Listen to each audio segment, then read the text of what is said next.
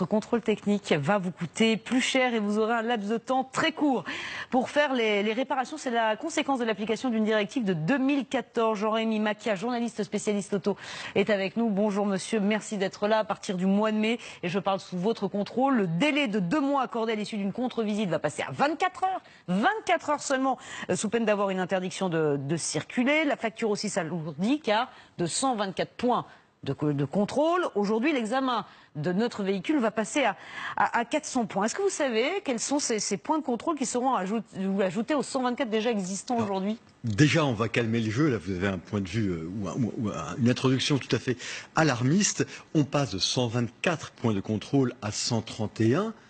Il y a 8 points de contrôle en plus physiquement sur la voiture. Simplement, le nombre de cases à remplir, lui, passe à 400 parce que pour un point de contrôle, il y a plusieurs degrés d'appréciation du défaut possible. Par exemple, vos plaquettes de frein sont usées. Elles vont pouvoir être usées un petit peu trop, nettement trop, ou à la limite du danger. Ça fait donc 3 cases au lieu d'une à remplir, mais pour un seul contrôle. Donc ce n'est pas une multiplication par 3 du nombre de contrôles, mais simplement une majoration de 8 points de contrôle avec des degrés d'appréciation de dangerosité des défauts inventoriés. Ensuite, pour la réparation, c'est pas du tout qu'on passe de 2 mois à 24 heures. Il y a certains défauts gravissimes qui mettent en jeu directement la sécurité de votre voiture ou qui sont gravement en infraction par rapport à la pollution, qui effectivement vous immobilise, c'est-à-dire vous avez juste 24 heures pour amener votre voiture dans un centre de réparation, dans un garage de votre choix. Au-delà de ces 24 heures, vous n'avez pas le droit de rouler. Donc il faut faire réparer tout de suite la voiture. Non, non, le délai de 2 mois reste pour tous les défauts qui exigent une réparation, mais qui ne sont pas d'une urgence absolue. On crée un degré d'urgence qui n'existait pas pour des défauts excessivement graves. Et là, on peut comprendre que lorsque vous avez un élément de direction qui va céder ou des freins qui sont gravement endommagés, très gravement endommagés avec un danger immédiat, on vous demande de réparer immédiatement.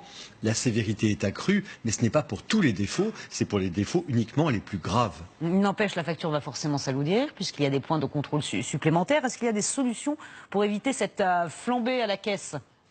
Alors effectivement, la facture va s'alourdir parce que aujourd'hui on est à environ 40 minutes pour un contrôle technique.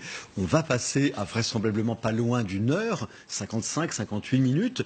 Donc en proportion, votre contrôle technique qui était aux alentours de 65 € va augmenter d'un tiers. C'est à peu près inévitable, aux alentours de 90 €.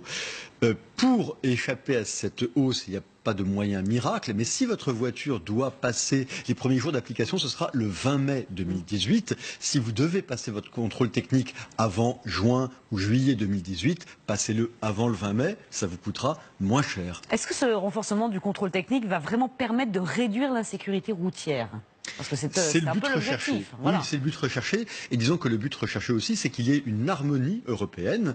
Pour tous les pays de la communauté européenne, il y aura désormais la même norme en termes de contrôle technique et les mêmes façons de l'appliquer et d'obliger à certaines réparations. Donc une harmonisation européenne.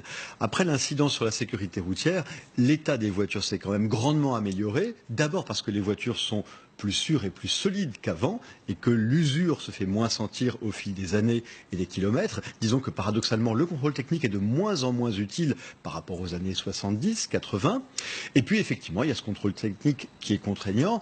On peut donc miser sur ce double facteur qui va aboutir à un meilleur état des voitures en circulation et donc à une réduction ou une presque disparition des causes techniques dans la survenance des accidents. Et ça, évidemment, c'est une bonne chose. Merci beaucoup Jean-Rémy Macchia, journaliste spécialiste auto, d'être venu ce matin nous expliquer donc les changements à venir sur notre contrôle technique. Donc, mais ça entre en vigueur en mai prochain. Le 20 mai. Le 20 mai. Merci beaucoup.